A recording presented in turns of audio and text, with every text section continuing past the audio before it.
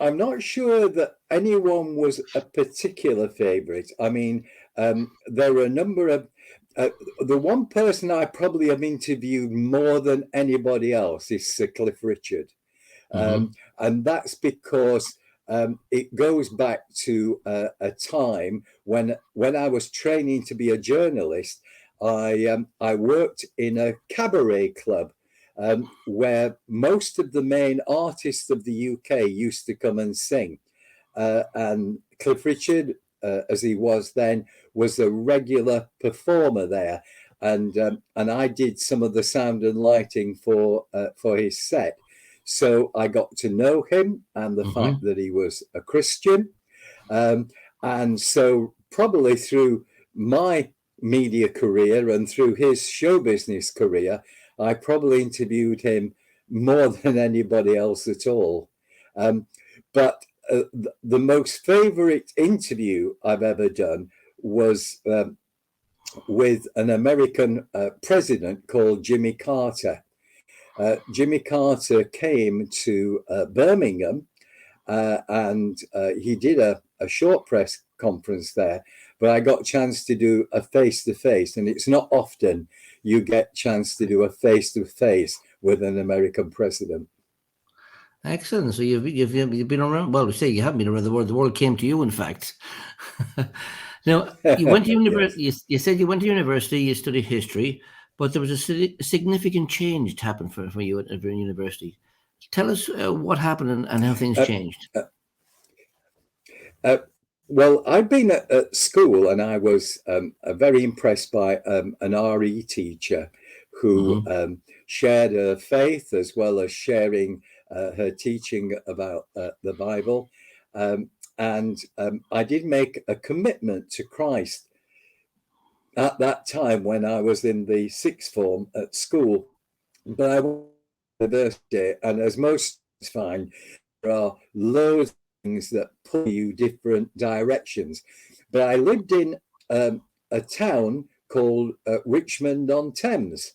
And I was invited by one of my resident mates to go along to a church there called Duke Street Baptist Church. And he said that there were a number of people who were going there, and that there was a Sunday evening service with a speaker, and would I like to go? So I went along to that. And it was a speaker called Roger Forster. He was a very interesting guy. I describe him as sort of evangelical James Cagney. He had that sort of presentation. And he obviously became very significant in the Christian community in London. And he was very challenging. And he said, what are you going to, because there were a lot of students there, what are you going to do with your career if you get the career that you want? Are you just there to make money, or are you there to make a difference? And are you there as a Christian to make a difference? And if you're not sure, then I want you to pray this prayer of commitment or recommitment to Christ. And so I did that. Other people, I think, did as well. And from that point onwards, I realized that whatever God would lead me into, I was willing to be committed to that and to do my best to make a real difference in people's lives and try and win people for Christ through what I did. And that decision that you made to become a Christian there and then, what difference did that make to your attitude towards the way you reported or the way you were a journalist? I think it made me more diligent. It made me, I think, more open-minded with people, made me more accepting of people, and trying to help people understand what the Christian faith is all about, and that it's not just following a set of rules. It's a personal faith in the Lord Jesus Christ, who can make a real difference in their lives, as he began to do in my life. I realized, because for all the years that I spent at Duke Street Baptist Church as an undergraduate, we were taught really well by the then minister at the time to realize that the Christian life is a journey. And he once did a series in Sunday evenings on Pilgrim's Progress. And I hadn't read the book for many years, but just realized just that the journey of the Christian is very up and down. It is very challenging, but God is with us through it. And because I felt that in my own life, I felt that was something that I could share with other people as well, both in my job and outside of that. Okay, you become a Christian, you're in journalism, you're in the big wide world, in entertainment and reporting on things. How difficult was it for you to be a Christian in that type of world? I actually don't think it was hard at all. Number one, I like a challenge. We sometimes had people who just said, "Oh, Christianity is rubbish," and I used to love the challenge of saying, "Well, how do you know that? Have you really looked into it? Have you examined what Jesus claims?" So I really always liked a challenge.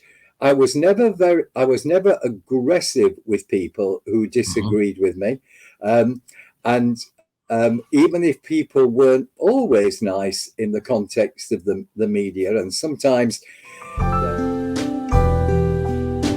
Life Stories Worldwide is broadcast live every Monday night at 8 p.m. UK time. We'll broadcast live on YouTube, Facebook and StreamYard. So why not join us every Monday night at 8 p.m. UK time for Life Stories Worldwide.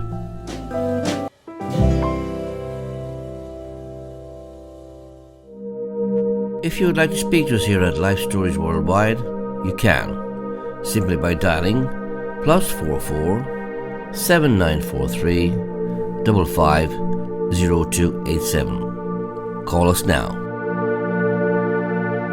There are tough personalities that you bump into. I always found the best way was as a peacemaker, and I felt that that was a role that I got as a Christian. And so I didn't worry about the challenges. I didn't worry about the aggression that other people could have. So whereas I never thought I was a very brave person at school, I did feel, that the bravery came from God for me to be able to work in that environment. And was there ever a situation as a Christian you said to your boss or whatever, look, I can't do that, or what way would you look at the situation like that? There weren't many times when that occurred, really.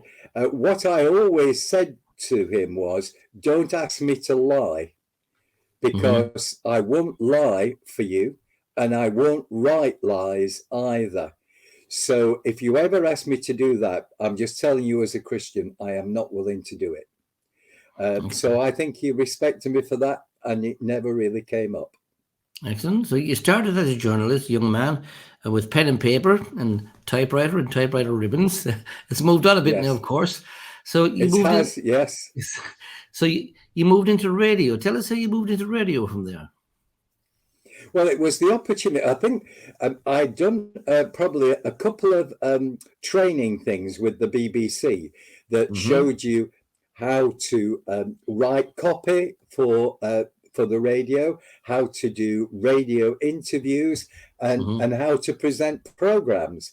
So I'd learned a number of those skills. And then when I got to work in commercial radio, I was able to do a similar sort of thing. The difference is, of course, in commercial radio, you raise the money by advertising. The BBC is paid for by the license fee.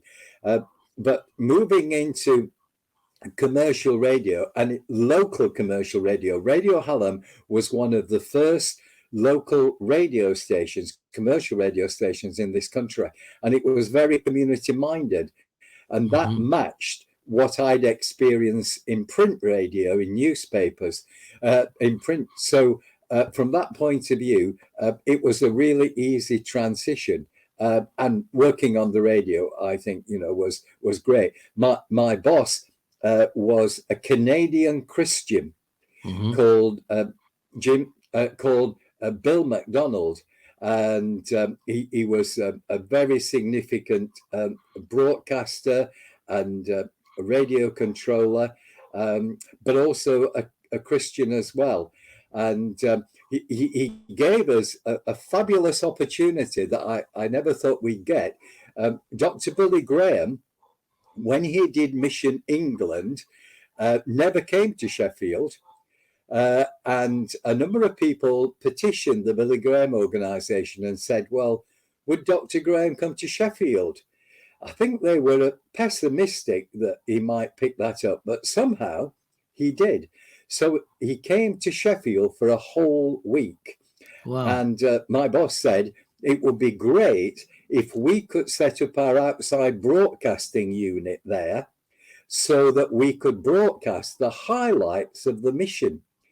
So during that week, we interviewed everybody on the Billy Graham team, including Dr. Graham himself. And every night after the mission, we would put out on Radio Hallam a 1-hour highlights program.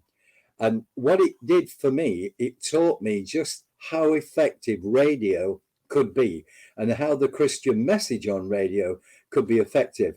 Dr. Graham spoke to 40,000 people in that stadium. The radio every night reached 250,000 people, Wow. which taught me that radio can reach the parts that others cannot reach, as they say. To quote a certain advert, yes. Yes, absolutely. So, yeah, I mean, that was in the 80s, of course, when Billy Graham came across, 84, I think it was, yeah. Yeah, I mean, and broadcasting, 85 in Sheffield.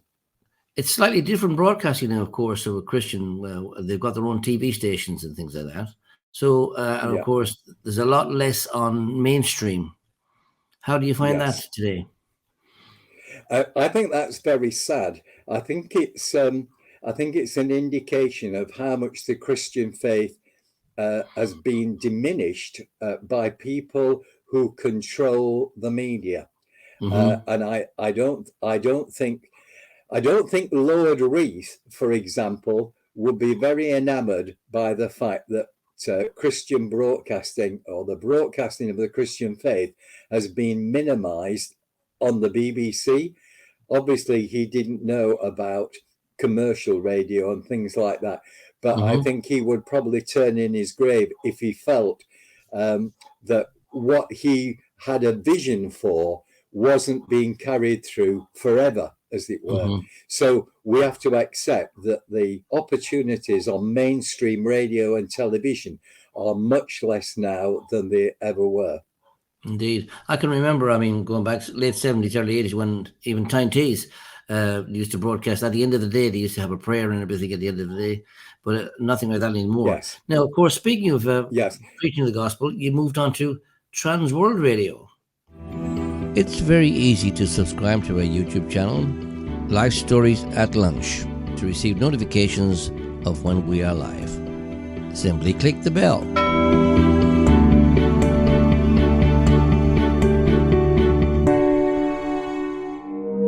If you would like to contact us here at Life Stories Worldwide, you can. Simply by emailing lifestoriesworldwide@gmail.com or visit our website at lifestoriesworldwide.com. Tell us a little bit yes, the reason for that was that I'd been involved in a conference in Sheffield, a media conference in Sheffield, and one of the people there was the European director for Trans World Radio, and asked whether I would be willing to come along to work for Trans World Radio and set up their satellite broadcasting system. Now, not the technicality of it, but rather the programming of it, so that we would get programming on their satellite output that was different from their shortwave output, which obviously was getting less and less popular. Shortwave was eventually going out, but satellite broadcasting was coming in. And so helping them be able to do that was a real privilege. And of course, it became a platform for many other Christian radio operators as well to be able to get on satellite when they couldn't get licenses to be on terrestrial radio. Wow. So, yeah, that was pretty good. Also, you moved on then to Premier Radio. That was another door open for you, of course. It was. And while I was working at Transworld Radio, Premier Radio just started 1995. And I knew Peter Meadows, who set up Premier Radio. And I was there at the launch of it, never thinking that I would be involved.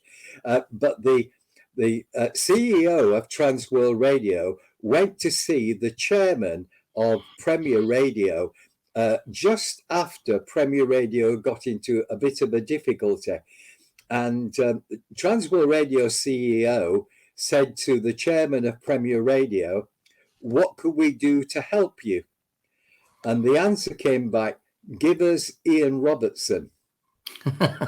and basically, Transworld Radio sponsored me for a year to work for Premier Radio, to try and get Premier Radio back on its feet, more involved with the Christian community, more listeners, more salespeople, and so on. So I was able to become part of that. And I was only supposed to be there for a year, and it ended up 20 years. So wow. Things weren't quite the way the plan would go. And that's because so many things happened during those 20 years for us getting Premier to become the significant Christian broadcaster that it is. And during those years, have you seen any miracles of the hand of God work in certain ways in radio or in people's lives? Yes, we had all sorts of things happening to us. Quite early on, we were broadcasting an event from Wembley Stadium called the Champion of the World. It was an event organised by Gerald Coates, the late Gerald Coates, and Noel Richards, and we were going to be broadcasting that live. A million and one things went wrong with that, and it was just amazing just to see how God put the right people at the right time in the right place, and it all worked. And very soon after that, there was a March for Jesus, which we were also broadcasting live, and we couldn't get any what they call ISDN connections, and they wouldn't offer us any. They said they couldn't put them up, and then we got a phone call the day before it happened to say we managed to put a transmission post near where you want to be, and you'll be able to do your broadcasts completely out of our hands, out of the blue. People were praying like mad that we would be able to do it. Not something that we created, but something God put the right people in the right place at the right time. So from the sound of it then, prayer actually works. Tell us how it worked in your life. Prayer works, and we made it work in a practical way, in all sorts of ways during those years. And we had stories of people that were healed through the broadcast, of people that were converted through the broadcast, some people from other religions who came to faith as well. And of course, the radio is not a community thing. It's one-to-one. And Amen. Just as people listen, their lives can be impacted. And so it is a great way of evangelism, as well as being an education of the Christian faith as well. Now, during all that time, of course, tell us a little bit about your personal life. I mean, did you meet a wife, get married, and have children? And just tell us a little bit about that. Yes, I got married and I had two wonderful children. And as I am speaking to you today, I'm at my daughter's house dog sitting. So if you can hear dogs in the background, I tried to quiet them. And that's because she got married and she just had her first child, and they've gone away on their first holiday, which was only possible because Granddad could come and dog sit and look after the 2 dogs for a week. And how old is A baby? pleasure to do it. How old is the The grandchild? baby is 7 months old, and he's called Luca. Is a delightful child. Is that your first grandchild?